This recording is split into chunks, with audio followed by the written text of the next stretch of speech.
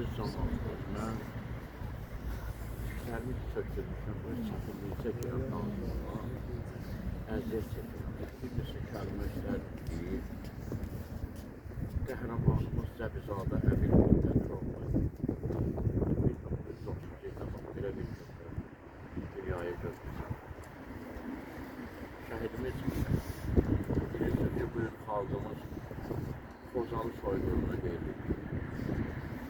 Yəni, Qarabağlarda erməni vəhşiliyinin pik nöqtəsinə çatmış bir yerdir, məkandır, vilayətdir. Vətənimizin bir hissəsidir, bir şəhərimizdir, bir kəndimizdir ki, bu qoca, cavan uşaqları orada o sürmə gətirirlər.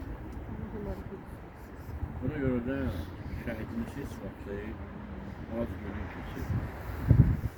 Yine sağlığında da elə onların matəmi qeyd edilir, dünyasının dəyişir, kəndi məqamını satandan da biz yığılırıq qəbrini var. Mövzusuna qeyd edirik, qəbrini. Şəhidlərimiz doğrudandır, qəhrəmandırlar. Allah onlara rəhmət eləsin. Mən bir şeir yazıram, orada deyir, əllərim titriyir, sənə rəhmət yazıram. Yəni, o nöqtəyi nəzərdə mən onu demirəm, rəhmət kimə desələr elə sevinsin ki, mənim üçün Allahdan bir mərhəmət diləyir. Amma cavan olduqlarına görə, hələ həyatlar qabaqda olduğuna görə bəzən görürsən ki, adam biraz ləngərliyir, biraz görürsünüz ki, fikirlərə gedir, verir, həyatın bu cürünə axına dönməsinə, bu cür səmtə gəlib çıxmasına.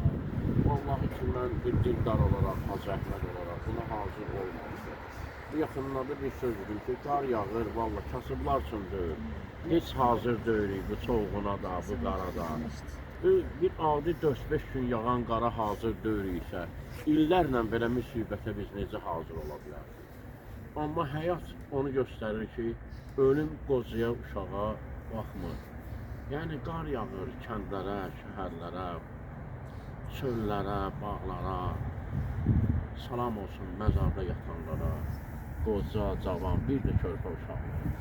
Allah qutlarını böyük, cavan balıqlarını məqamlarını uçur eləsin.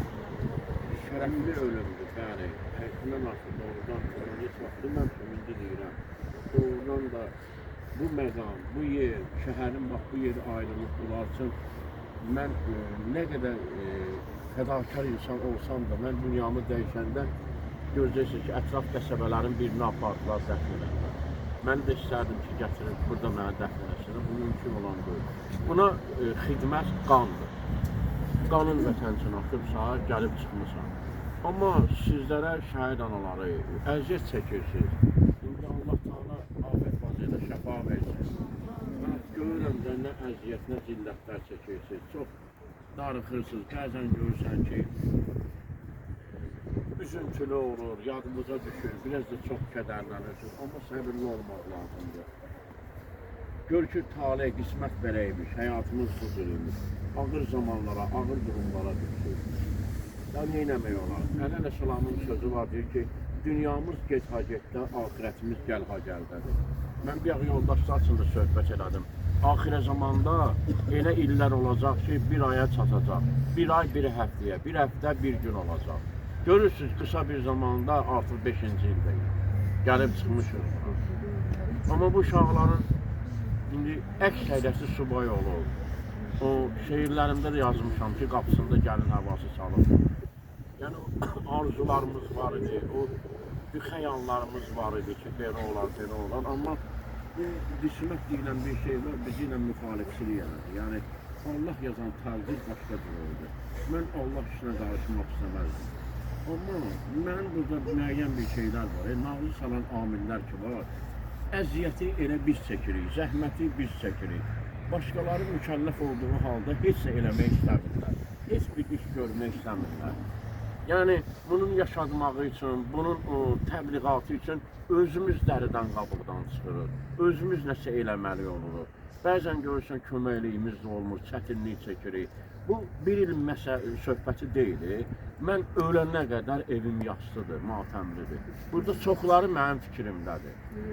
İndi məsəl üçün evladı olan şəhidlərimiz də var da, Allah salamatlıq rəhmətini versin o balalara. İndi onlar da böyüməlidir. Bəli, orada da bir 50% necə olarsın, vaxt ayrılmalıdır. Onlara müəyyən şeylər olmalıdır. Qalan dövlətdə olan bəzi yoldaşlar bilməlilər ki, bunlar bir ildən sonra daha unutduq söhbəti yoxdur axı. Mümkün deyil axı.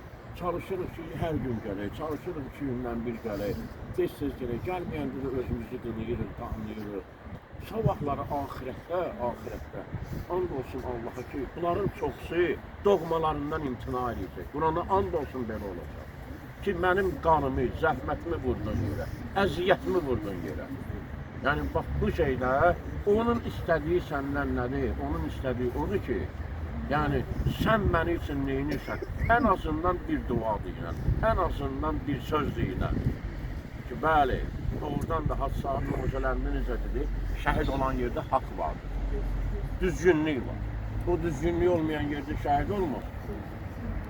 Bu vətən üçün gedir, bu torpaq üçün gedir. O soyuq dağlarda, o qarlarda, o qayalarda, o yalın əllərlə az, susuz can veribdir bu. Allah rəhmət eləsin. Ona görə də elə vəhdətimiz elə əvvəl gündən necə olub, son günümüzə zəndə bax belə getməliyik, bir-birimizə dayaq, kömək olmalıyıq ki, şəhidlərimizi yaşada bilək.